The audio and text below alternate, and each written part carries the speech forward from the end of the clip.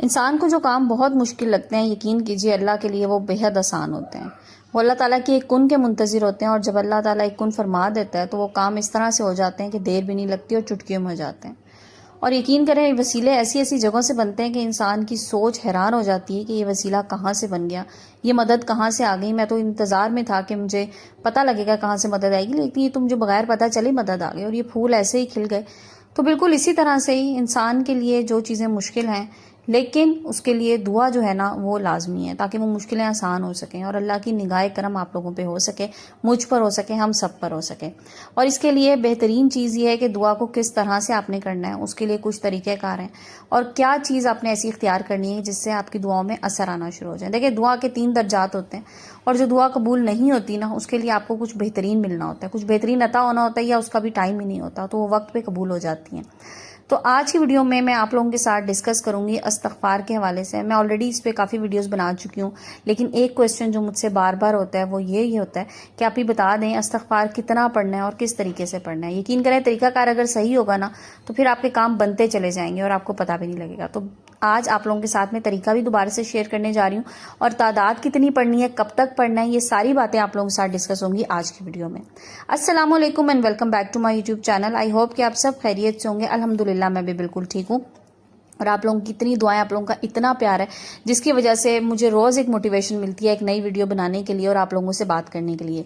यकीन कीजिए, मेरी ये जो इस वक्त फैमिली बन चुकी है ना 16,000 यूट्यूब की, ये फैमिली मेरे लिए बहुत इंपॉर्टेंट है। बिल्कुल इसी तरह जैसे आपके लिए अपने घर, अपने बच्चे, अपनी फैमिली इंपॉर्टेंट होती है, इसी तरह से इस चैनल को भी मैंने इसी तरह से मैं लेके चली हूँ। बिल्कुल ज़ीरो से मैंने स्टार्ट किया और आज मैं जहाँ पर हूँ अल्हम्दुलिल्लाह अल्हम्दुलिल्लाह, इसमें आप सब लोगों का प्यार और सबसे पहले मेरे अल्लाह का करम, अल्लाह का फजल है। तो अपनी जर्नी आज मैं आप लोगों के साथ शेयर करूंगी कि किस तरह से इस्तिग़फ़ार की वजह से मैंने ज़िंदगी में वो सब कुछ हासिल किया जो मैं हासिल करना चाहती थी, जो मेरा ख्वाब था और जो हर इंसान का ख्वाब होता है, हर इंसान हासिल करना चाह रहा होता है। लेकिन बस थोड़ी सी मेहनत मैंने यहाँ पर आकर की और मैं वो आप लोगों के साथ शेयर करूंगी और इस्तिग़फ़ार के मिरेकल्स और इस्तिग़फ़ार का पूरा तरीका भी शेयर करूंगी। लेकिन इसके लिए आपने मेरी वीडियो को कंप्लीट वॉच करना है ताकि कोई भी पॉइंट मिस ना हो। आप लोग कंप्लीट वीडियो वॉच नहीं करते माजरत के साथ, जिसकी वजह से मुझे बार बार एक ही क्वेश्चन आता है कि तरीकाकार बता दें इस्तिग़फ़ार का, या आप ये बता देंगे कितना पढ़ना है। तो ये सब चीज़ें जो होती हैं सारी एक एक डिटेल मैं वीडियो में बताती हूँ। आज फिर से आप लोगों के साथ शेयर करूंगी डिटेल। तो चलें जनाब, वीडियो को बाकायदा से स्टार्ट करते हैं। बंदा बशर जो है ना बहुत गुनाहगार है। जब तक हम इस दुनिया में है ना, हमसे जाने अनजाने बहुत सी गलतियाँ, बहुत सी कोताहियाँ, बहुत से गुनाह हो जाते हैं। लेकिन बात यह है कि उसमें से अक्सर गुनाह जो होते हैं, अक्सर गलतियां हमें पता चल जाती हैं कि हमारी गलतियां, और अक्सर चीज़ें ऐसी होती हैं जो हमें शायद पता भी नहीं चलती कि हमसे गलती हो गई है, हमसे गुनाह हो गया। तो बात यह है कि आपने उन गुनाहों के लिए अल्लाह से माफ़ी मांगनी है। और जब आपको लगे ना कि अब जो है मेरे से बहुत गुनाह हो चुके हैं, यकीन कीजिए, तो फिर आपकी तब्दीली का वक्त आ जाता है। जब आपको ये पता लग जाता है कि मैं बहुत गुनाहगार हूँ, मुझसे बहुत गुनाह हो गए, तो फिर हम अल्लाह की तरफ रुजू करते हैं इस्तिग़फ़ार के लिए, अपने गुनाहों से माफ़ी के लिए।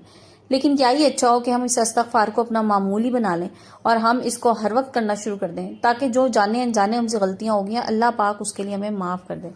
देखिए, दुआ की कबूलियत जो है ना वो इंसान की शुरू हो जाती है जब वो अल्लाह से माफ़ी मांगना शुरू हो जाता है। जब आप माफ़ी मांगना शुरू होंगे ना, तो यकीन कीजिए फिर जो आपसे, आपके दिल के अंदर भी जो ख्यालात होंगे ना, या आपके जो दिल के अंदर आपकी आरजुएं, आपकी मुरादें होंगी, वो बगैर कहे पूरी होना शुरू हो जाएंगी। और ये वाला दर्जा जब आ जाता है ना, तो फिर इंसान हैरान रह जाता है कि अल्लाह ताला उसके लिए ऐसी ऐसी चीज़ें, ऐसी ऐसी नेमतें अपनी फरावानी कर देता है उसके ऊपर कि इंसान सोचता है कि या अल्लाह, मैं तो बहुत गुनाहगार था, मैं तो इस काबिल ही नहीं था, तूने मुझे कितना नवाज दिया।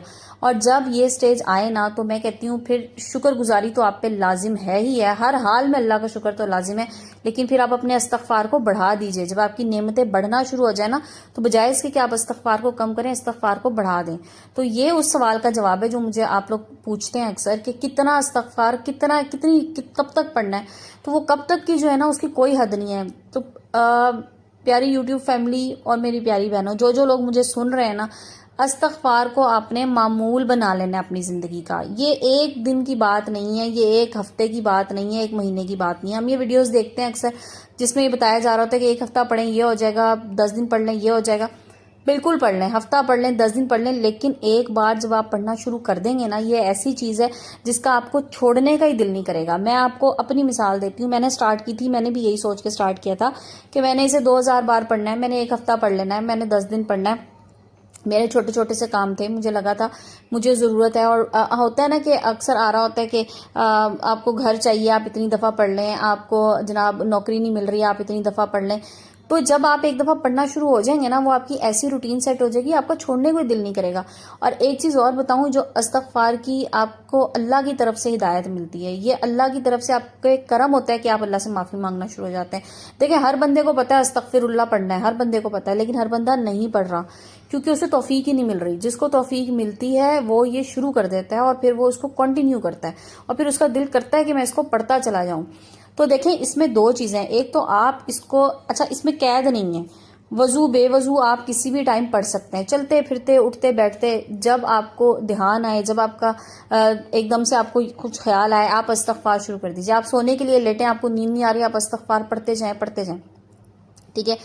एक चीज तो ये है कि आपने इसको खुला पढ़ना है, बगैर गिनती के पढ़ें। देखिए, जो लातादाद है ना, जब अल्लाह ताला आप पे नेमतें लातादाद दे रहा है, आप पे अल्लाह का करम जो है ना, उसकी कोई गिनती नहीं है, उसकी कोई वो काउंटेबल है ही नहीं।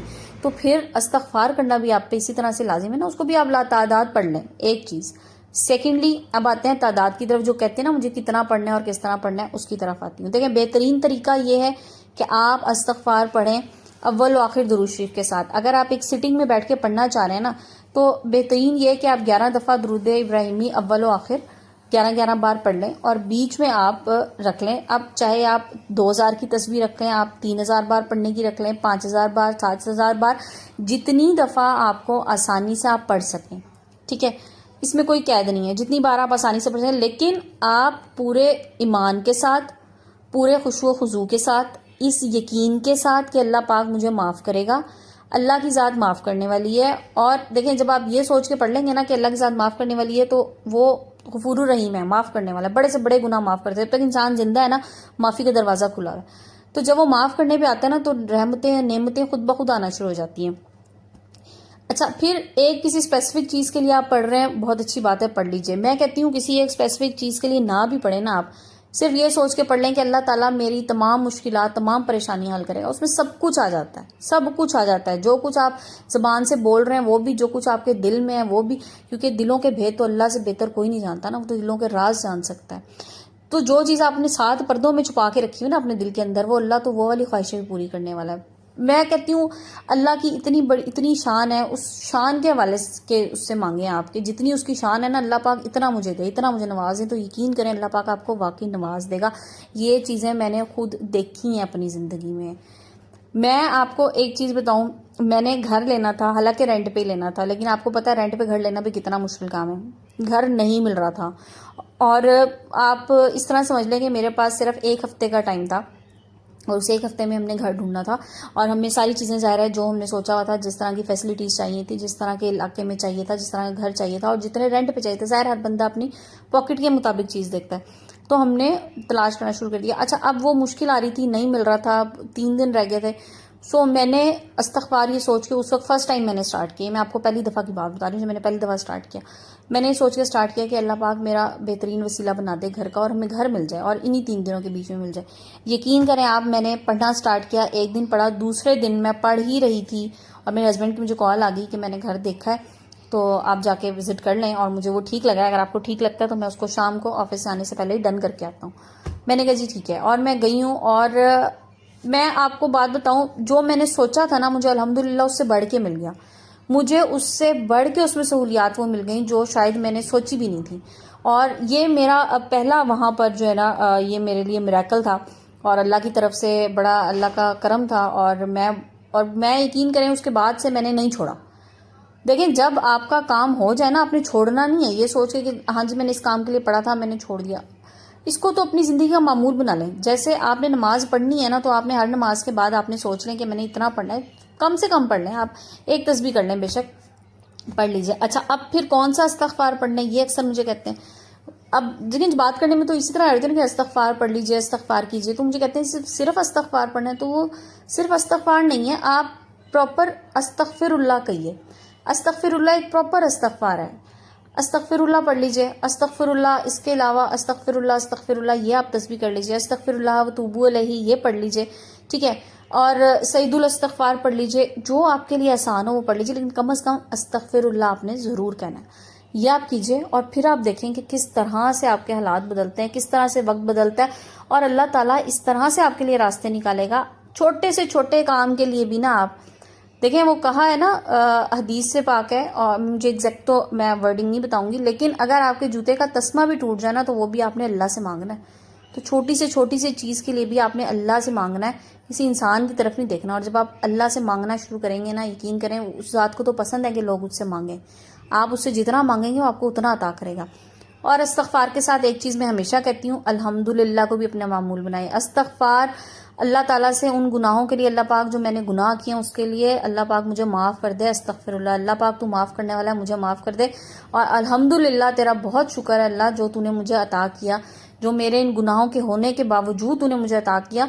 तो वो अल्हम्दुलिल्लाह की आदत भी ज़रूर डालिए, एक तस्बीह अल्हम्दुलिल्लाह की भी साथ ज़रूर कर लें। मैं आपको ये बात, इस चीज़ को आप समझ लें, एक बोनस पॉइंट के तौर पे बता रही हूँ कि जब जब आप इस्तग़फ़ार करें ना, इस्तग़फ़ार पढ़ने बैठे, एक तस्बीह ना छोटी सी अल्हम्दुलिल्लाह की भी पढ़ लें। कितना टाइम लगेगा? हार्डली मेरा ख्याल है अल्हम्दुलिल्लाह की एक तस्बीह करने में 5 मिनट भी नहीं आपके जाते और आप अल्हम्दुलिल्लाह भी कर लेंगे। तो शुक्र अदा कीजिए अल्लाह पाक ने जो नेमतें आपको अता की हुई हैं, जो आपके इर्द गिर्द आपके पास नेमतें हैं, जो रहमतों की बारिश अल्लाह आप पे कर रहा है, शुक्र अदा कीजिए और गुनाहों से तौबा मांगने के लिए इस्तग़फ़ार कीजिए। इस्तग़फ़ार को अपनी ज़िंदगी का हिस्सा बना लीजिए। मुझे आप लोग कमेंट सेक्शन में आके बता सकते हैं अगर आपने इसको स्टार्ट कर दिया है। और साथ ही साथ आप लोग मुझे मेरे इंस्टाग्राम पे आके डीएम में अपनी स्टोरीज़ भी शेयर कर सकते हैं कि आपने इस्तग़फ़ार से क्या पाया। अगर आप लोग चाहेंगे कि वो स्टोरी मैं शेयर करूँ आगे, तो मैं इंशाल्लाह उस पर वीडियो बना के भी, ऑलरेडी मैं इस तरह की स्टोरीज शेयर कर चुकी हूँ जो लोगों ने मुझे इस्तग़फ़ार के हवाले से भेजी हैं और मुझे लोग भेजते रहते हैं, लेकिन जिनकी तरफ से कंसेंट होता है, जिनकी इजाज़त होती है कि मैं आगे शेयर कर दूँ, फिर मैं आगे शेयर करती हूँ। सो आप लोग भी अगर कुछ शेयर कराना चाह रहे हैं इस हवाले से तो मुझे ज़रूर बताइएगा। तो ये थी जनाब मेरी आज की वीडियो। आई होप इसमें आप लोगों के सारे पॉइंट्स क्लियर हो गए होंगे। वीडियो पसंद आए तो लाइक एंड शेयर कर दीजिएगा और चैनल पे नए तो प्लीज़ चैनल को भी सब्सक्राइब करके जाइएगा। आज की वीडियो को एंड करते हैं। इंशाल्लाह कल एक नए टॉपिक, नई वीडियो के साथ आएंगे। जब तक के लिए अपना बहुत सा ख्याल रखिएगा, मुझे दुआ में याद रखिएगा। जज़ाकल्लाह, टेक केयर एंड अल्लाह हाफिज़।